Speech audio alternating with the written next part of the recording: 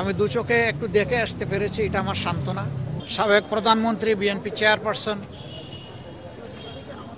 4 দলীয় এবং 20 দলীয় জোটের নেত্রী বেগম খালেদা জিয়া, তিনি গুরুতর অসুস্থ অবস্থায় আছেন।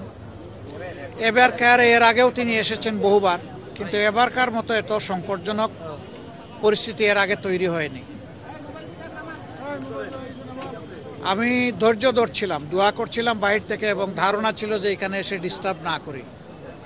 বিএনপির পক্ষ থেকেও সেই ধরনের একটা আহ্বান মহাসচিব জনাব মির্জা ফখরুল ইসলাম আলমগীর সাহেব জানিয়েছিলেন যে সবাই দোয়া করুন, এখানে এসে সবাই ভিড় করবেন না। এখানে ওনারও চিকিৎসা বিঘ্নিত হচ্ছে, আরও রোগীদের চিকিৎসা বিঘ্নিত হচ্ছে। কিন্তু আজকে আর কোনোভাবে মনকে বুঝাতে পারিনি, এই জন্য আসলাম। আমি ওনাকে দেখে এসেছি। এখন ওনার ডায়ালাইসিস চলছে এবং তিনি আসলে ডিপ সিডেশনেই আছেন। সারা দুনিয়ার মানুষের সাথে আমরাও দোয়া করি আল্লাহ তাআলা ওনাকে সুস্থতার নিয়ামত দান করুন।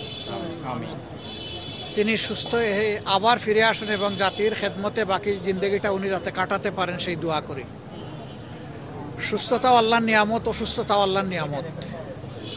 এই ক্ষেত্রে তার আপনজন যারা আছেন, বিশেষ করে তার পরিবারের সম্মানিত সদস্যবৃন্দ, তাদের জন্য এই পরিস্থিতিতে ধৈর্য ধারণ করা বড় কঠিন।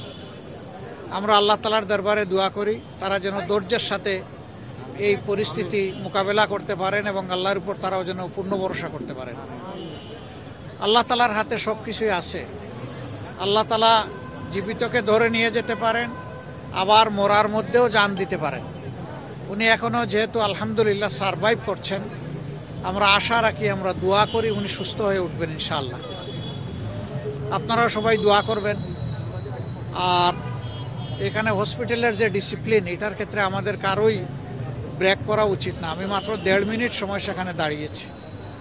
আমার কর্তব্য নিষ্ঠা আমাকে বলেছে যে তোমার সুযোগ থাকলেও দীর্ঘক্ষণ এখানে দাঁড়ানো উচিত নয়। আমি দু চোখে একটু দেখে আসতে পেরেছি, এটা আমার সান্ত্বনা। আবারও আল্লাহ তাআলার কাছে দোয়া করি আল্লাহ তার বান্দিকে ক্ষমা করুন, তার উপর রহম করুন এবং তাকে সুস্থতার নিয়ামত দান করুন।